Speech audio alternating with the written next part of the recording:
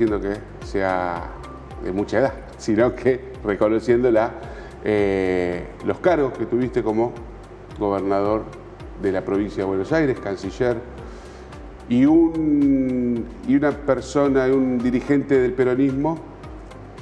Bueno, lo invitamos para charlar un poco de distintas cuestiones. Felipe, gracias por venir. No, gracias, un gusto estar acá, y en Rosario también. Muchas gracias. ¿Te gusta Rosario? Sí, hace un tiempo que no venía, y sí, me gusta y me hace acordar a muchas cosas, me lleva a muchas cosas. ¿Pescado? ¿Comiste? ¿Te gusta el pescado? Sí, y tengo un hijo que dice que papá tenemos que vivir en Rosario. ¿En serio? Pero vive allá, vive en Buenos Aires. Mirá, Sí, pero le gusta... porque tiene amigos y viene y es fanático. Bien. Sí. Y Nubelo Central. Le digo, ¿serás de River? No, papá, en el fondo soy de Central. No, soy de River como yo te crié así.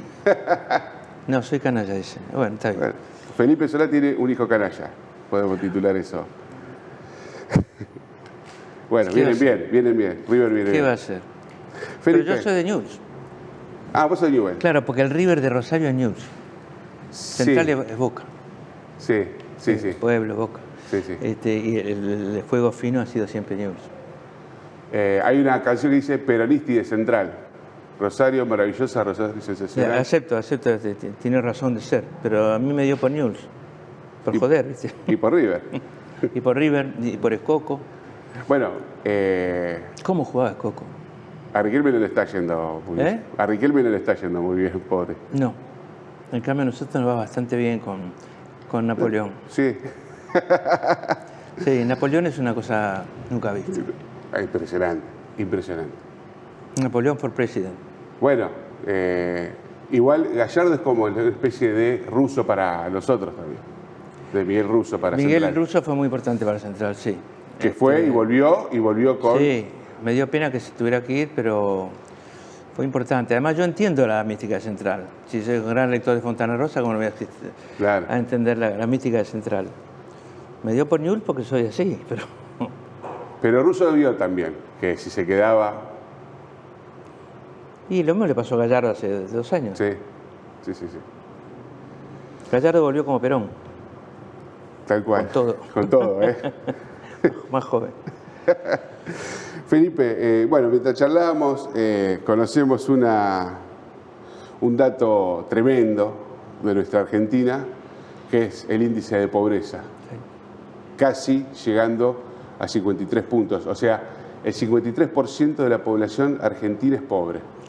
Lo que yo no sé es si ese terrible número incluye a todas las edades o si son personas mayores de 18 años, porque entonces tendríamos que aumentar, porque normalmente los humildes tienen más hijos, y entonces el número de chicos pobres sería más arriba todavía. Lo cierto es que ha subido 10 puntos más o menos con este gobierno. Esa es una realidad incontestable. Es el dato objetivo. Sí. En pobreza... Lo cual no es para batir el parche, porque quiere decir que el gobierno anterior tenía 42, ¿no? No, por supuesto.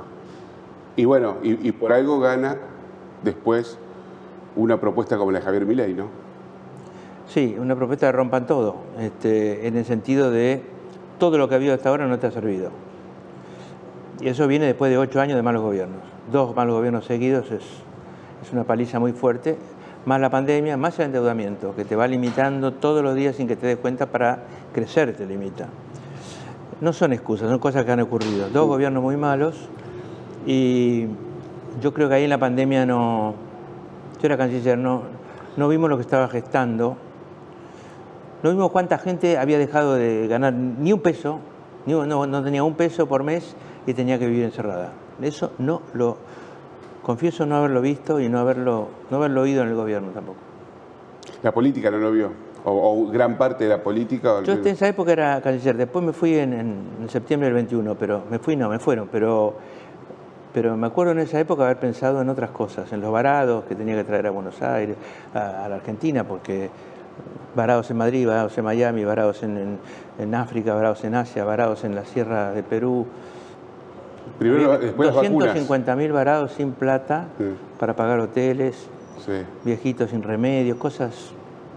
Los trajimos a todos. ¿Te fuiste mal con Alberto? ¿Terminaste mal con Alberto? Sí, sí, muy mal. No nos vimos más, nunca más. ¿Ni mensaje, nada? No nos vimos más. ¿Qué pensás vos de todo lo que sucedió en esos 4 años? Vos podés ser un buen administrador, que es muy importante, y podés ser un buen o gran político. Si vos no sos un buen administrador, por lo menos sé un buen político. Ahora, si no sos ninguna de las dos cosas, no hay perdón. Por ejemplo, yo en la provincia de Buenos Aires creo haber sido un buen administrador, creo. Un buen administrador de escasísimos recursos, porque empecé al día siguiente que Duhalde, con el 2002. 2002. O sea, no teníamos, teníamos patacones nomás, algunos. Tal vez no haya sido un buen político, porque estaba Kirchner, antes Duhalde y después Kirchner, pero yo cumplí con mi deber. La provincia la entregué mucho mejor que como la recibí.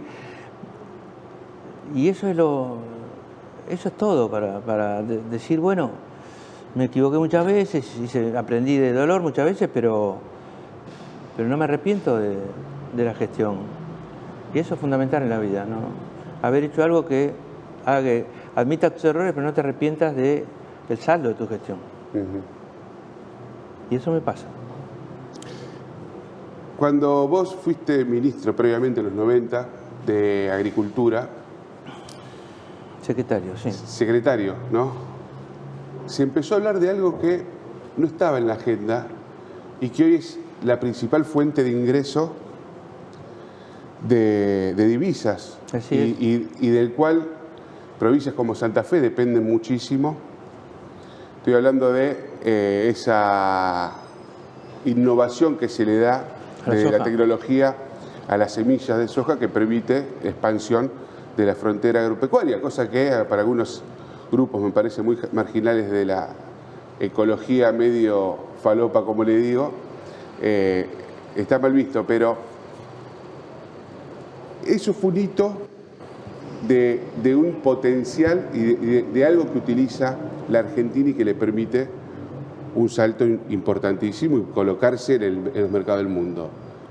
¿Qué pasa que no generamos más esas cuestiones y que hoy vemos que hay 53% de pobreza? ¿Qué es lo que no estamos viendo que tenemos que hacer o que tenemos potencial para hacer y no lo hacemos? Las formas de trabajo han cambiado muchísimo. La soja hace 28 años, en el 96, es la soja transgénica, la que hablas vos, es la soja que permite, digamos, dejar de utilizar todas las labores mecánicas para combatir las malezas y usar herbicida. Yo la probé en 96 y empezó a crecer el área, Yo me fui en el 98, pero el área creció.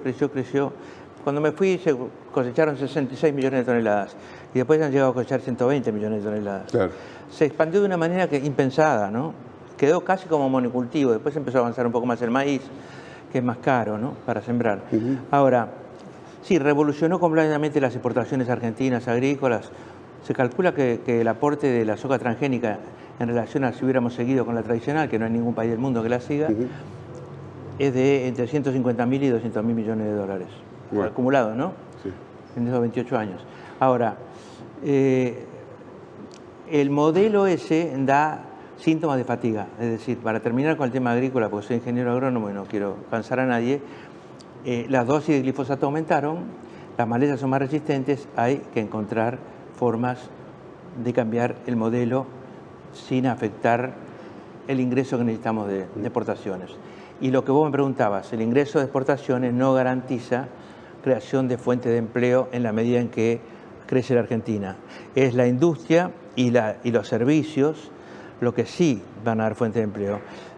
La modernización de la agricultura en general, no solo de la soja, dio mucha fuente de trabajo en las ciudades y pueblos rurales. Fuente de trabajo de antes del cultivo, es decir, vendedores de insumos, herreros de la maquinaria, talleres de maquinaria agrícola, fábricas, etcétera. Todo eso previo. Trabajo desde el más humilde herrero hasta el mejor agrónomo. Y después del cultivo están mucho más transporte, mucho más camioneros, mucho más venta de camiones, mucho más venta de cosechadoras antes, en fin, y todo el movimiento de los puertos, etcétera. Eso da mucho trabajo, Pero en un país donde el 85-90% vive en grandes ciudades, como la Argentina, el trabajo que importa es el trabajo urbano. Y el trabajo urbano implica dos cosas: la actividad económica interna en la Argentina, que hoy está deprimidísima como nunca, y básicamente adaptación a la tecnología, es decir, nuevas formas de trabajo. Hay muchas nuevas formas de trabajo, pero son precarias. Sí. En la Argentina hay dos problemas: precariedad y pésimos salarios en general. Pésimos salarios en promedio, y para todos los puestos informales peores todavía. Salarios que están bastante por debajo de la mitad de la canasta básica de una familia tipo. Recién hablábamos en off, vos decías, de ese 53% de pobres que tiene Argentina, no hace falta verlo que sean en la pobreza, sino que alcanza con ver a un trabajador que está con cara de preocupado. Eso es Sí, decíamos que es un pobre, decíamos, bueno, vos vas por la calle y te llama la atención un mendigo, alguien durmiendo en la calle, que es algo muy común, no sé si en Rosario, en Capital lo veo permanentemente. Aumentando acá también. Sí, o alguien que está pidiendo lo que fuera, o la venta ambulante de cualquier cosa que se te acerca al auto, o el mangazo. Pero a los pobres los cruzamos todos los días. Algunos están cabizbajos, ves muchas mujeres con muchas bolsas. ¿Por qué una mujer con muchas bolsas? Porque sale temprano de la casa y tiene más de un trabajo, o hace trabajo doméstico en las casas, o lo que fuera. Entonces tiene que llevar consigo muchas cosas para volver tarde a su casa. El transporte es mucho más caro, todo en contra. Nunca he visto tantas cosas en contra de las personas. Y bueno, todos los días vos y yo vamos a estar hablando con alguien que está muy por debajo de la línea de la pobreza. ¿Cómo crees que esto va a seguir? Porque llevamos 9 meses de gobierno de Javier Milei. El gobierno tiene un solo objetivo, que es reducir el déficit a cero, porque de esa manera, que dice el gobierno, reduciría la inflación a cero. Lo que ha ocurrido es el empobrecimiento de muchísima gente por caída brutal de salario, porque había inflación y no subían los salarios, y del otro lado, bueno, caída del consumo feroz, concentración, porque un boliche chiquito que no puede soportar el aumento de la luz, el aumento del gas, el aumento del alquiler, pues se liberaron los alquileres, y la caída de ventas. ¿Qué hace? ¿Se achica o cierra? Y si cierra, alguien más grande que él toma esa parte del mercado. Y si ese también quiebra, alguien más grande todavía. Es decir, el proceso de concentración, ¿no? Cuando cae, cuando el cogote, digamos, no da más, hay concentración en los más fuertes y el otro queda afuera. Es una forma de desempleo también. Yo creo que la situación no va a aguantar. Esta situación de búsqueda de inflación cero va a llegar a una inflación del 3 o del 2, ahora del 4 y pico. Pero a la gente que ya no aguanta, le da lo mismo que le digas el 2 o el 3. Porque viene hace meses que no puede llegar, que se viene endeudando, que viene... Digamos, ya la inflación, que sea 3 o que sea 1, no cambia mucho para las personas.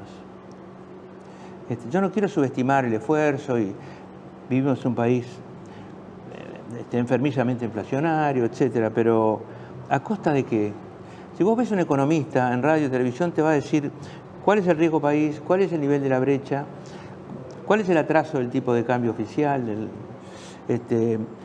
a cuánto está el dólar paralelo, te va a decir cómo está el endeudamiento, cómo están los papeles de la bolsa, cómo están los bonos argentinos. Toda una cantidad de información que no tiene nada que ver con el hombre común. Es decir, es la economía financiera que te va a informar. ¿Y la economía de las personas? ¿Te informan todos los días? No. De vez en cuando aparece una cifra así, 53%, 52,7%. El presidente se jacta de ser uno de los ajustes más grandes de la humanidad, de la historia de la humanidad. ¿Cómo va a seguir esto? Porque sí, la gente está aguantando. ¿Hasta qué punto y cómo puede desenvolverse frente a estos índices que estamos viendo? Y una caída también de la imagen del presidente, y de la imagen también de la gestión, ¿no? El presidente aprovecha que lo anterior fue muy malo. Para alguien que es opositor, como el caso mío, es muy difícil ejercer una defensa o escaparle al último gobierno. ¿No es cierto? Es difícil. Primero, ejercer una defensa es más difícil, pero además, el presidente fue presidente hasta el 3 de agosto del 2022 que asumió Sergio Massa. Asumió como ministro de Economía, pero el presidente quedó borrado. Yo creo que nosotros, como bien descubrieron y lo dijeron, no la vimos venir. Lo que ocurrió en la pandemia no lo vimos. No vimos lo que estaba gestándose. Y esta no es una fuerza constructora, es una fuerza destructora. No es una fuerza que quiera que la gente se amuche, que haya colectivos, que haya programas colectivos, que la gente recurra al otro. Es una fuerza que quiere crear un individualismo en el que sea todos contra todos, y ese es el negocio político. Y eso es lo grave de Milei, es más grave que su programa económico. Más grave.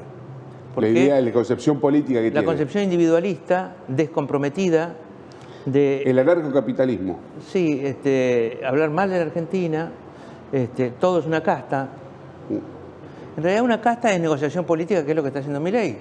Ese asado para 57 tipos festejando que no le pagaron 13 o 15 mil, 14 mil pesos por mes, se lo sacaron a los jubilados, no se lo repusieron, y cobran 20 mil pesos por una comida, que además resulta que es barato, que no es cierto.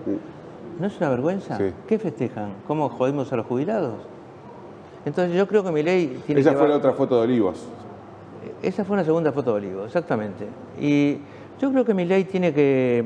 Nosotros tenemos que respetar la institucionalidad. Milei es el presidente, y esto hay que decirlo bien fuerte, porque si no parece que uno estuviera conspirando. No. Y al mismo tiempo decirle a Milei, mirá Milei, si no cambiás, ¿qué crees? La gente un día va a decir basta. Va a decir basta. No sé cuándo ni cómo, pero va a decir basta, porque basta ver, mirar los hijos, los parientes, lo que pasa, la depresión. Yo creo que va a decir basta. Felipe, hacemos un corte y volvemos, porque te quiero preguntar, si de unos minutos, sobre la interna del peronismo.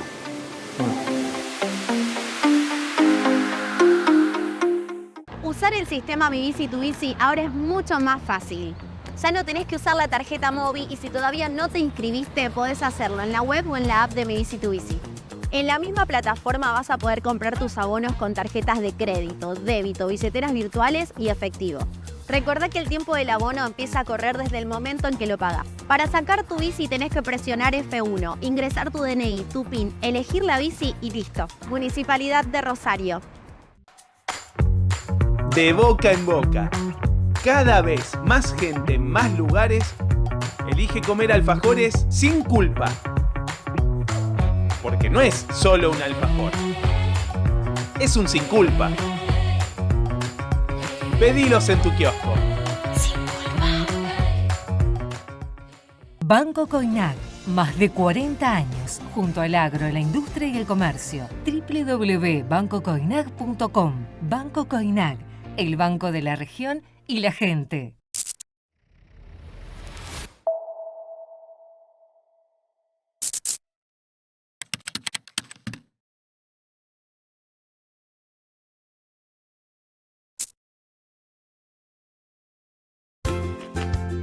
Las promociones de Mamina.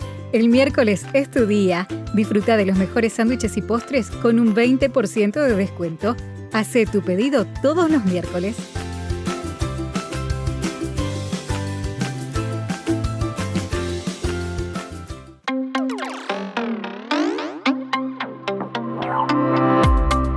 Continuamos con Felipe Solá en una charla distendida, amplia e interesante. Hablábamos sobre la realidad del país, sobre los índices de pobreza que recién acabamos de conocer, y ahora nos vamos a enfocar un poco sobre lo que está ocurriendo en la oposición. El peronismo, que está agitada las aguas, hay mucha pelea, discusión. Pelea no sé por qué todavía, pero vos quizá tengas Yo creo que la gente que se desafectó de la política no está solamente en los que votaron a Milei, también está en los que votaron a Massa. A ver, ¿cómo es eso? Vos vas al cuarto oscuro, ya ir al cuarto oscuro a votar es meritorio, es obligatorio, pero es meritorio que vayas. Ahora, vos no elegís, vos optás. ¿Qué es el balotaje? El balotaje tiene el inconveniente que en las sociedades modernas que están muy enfrentadas, muy con brecha, con grieta. El balotaje es más votar para que no llegue el otro que votar por alguien. Entonces, es una práctica dañina el balotaje, que debe ser reemplazada, porque no sirve votar en contra de alguien. Después le vas a exigir al tuyo mucho más. Los dos tienen núcleo duro que los van a bancar pase lo que pase, pero en el medio hay una cantidad de gente que depende de cómo esté la economía y cómo le vaya. Cuando digo que se desafectó, que es lo que vos preguntabas, yo creo que la gente está viendo qué pasa, está lejos de las elecciones, no está pensando en las elecciones, y el peronismo parece como una cosa un poco confusa que no se clarifica todavía, que existe en el corazón de muchos, en el alma de muchos, en la historia de muchos, pero que no podemos decir que necesariamente va a volver como tal, porque esto de pensar que la gente te dice no y después te perdona y te dice sí, es relativo. Yo creo que va a haber una reacción. Tampoco puede decir que va a volver mejor, ese es el problema. Tampoco lo voy a decir. Hay cosas que no digo más. Pero digo, yo creo que va a haber una reacción política anti-libertario, anti-Milei, vinculada a la cuestión económica sobre todo, que va a tratar que debería tratar de buscar no usar el odio para nada, ni la bronca como motivo político. Y donde va a estar el peronismo, los peronistas. Si se va a llamar peronismo, no lo sé. Y que te va a hacer un frente de mucha gente distinta. En las elecciones del año que viene, la gente opina un bien para aprobar o desaprobar el gobierno, antes que nada. Y cambiaremos, si Dios quiere, la composición del Congreso, de forma tal que algunas cosas no ocurran. Que no se privatice Aerolíneas Argentinas, ¿no es cierto? Que no se pare el plan nuclear argentino, que es importantísimo. Que los jubilados tengan los remedios que tienen que tener. Que haya alguna forma de regulación de algunos formadores de precios que hacen cualquier cosa, sobre todo, yo diría, las usinas eléctricas, ¿no? y la producción de gas, que hacen lo que quieren. Ahora, Felipe, con la gente. Sí. Y se va a votar por esas cosas, más que por una persona. Pero vos, en esta semana, por ejemplo, que el gobernador Quintela está recorriendo, está en Santa Fe, hoy jueves. Mañana viene a Rosario.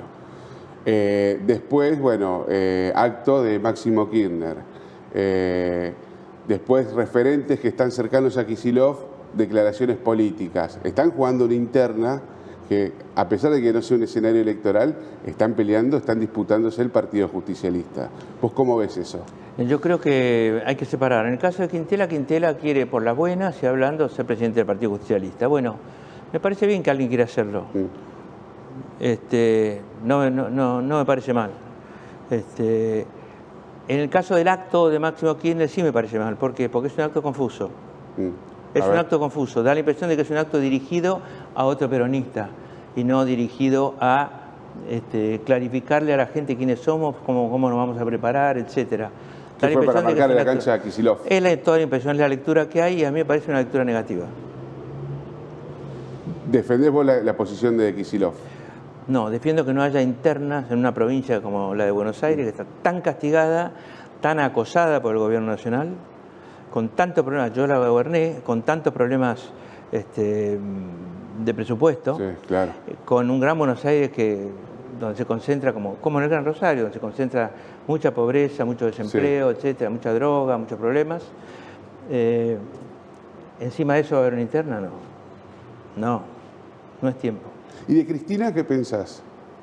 Me parece que es muy importante Cristina, no tanto como antes, pero sigue siendo la persona peronista más importante, la figura peronista más importante, y que tiene una responsabilidad muy importante respecto de qué rol elige para el futuro.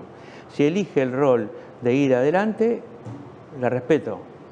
Ajá. Si elige el rol de ayudar a la organización del peronismo, mejor.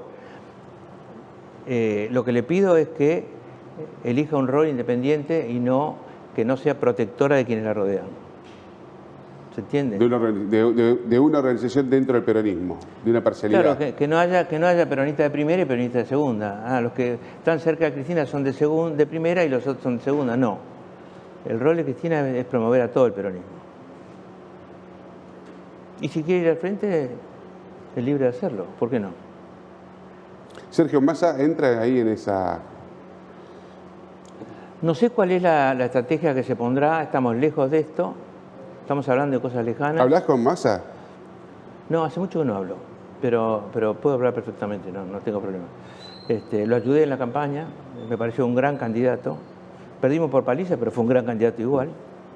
Pero en serio fue un gran candidato.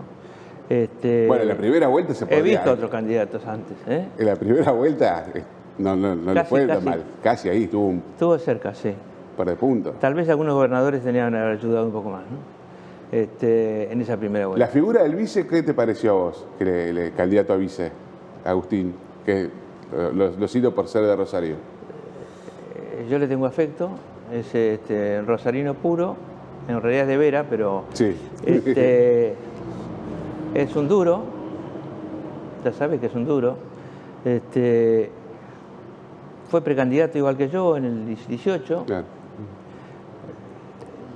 Me cuesta hablar de Agustín porque le tengo mucha simpatía. Lo vi como jefe de bloque, incluso lo enfrenté en un momento dado, pero era muy buen jefe de bloque, muy bueno, muy combativo.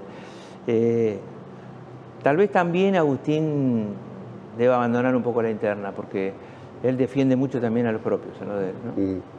Eso es lo que me da impresión de lejos, ¿no? Es como que el peronismo, o muchos peronistas, tuvieron esa lógica, o tienen esa lógica de Orga, que el peronismo era más la patria, después el movimiento, después los hombres. Eso se fue un poco desvirtuando, ¿no? Si vos te pones a hacer política, primero vas a tener un círculo, después te va bien, vas a tener uno más grande, después más grande, y vas creando compromisos. Y el problema es cuando querés representar a muchos más, que esos compromisos no traicionen a los muchos más. ¿Entendés? Eso es la clave.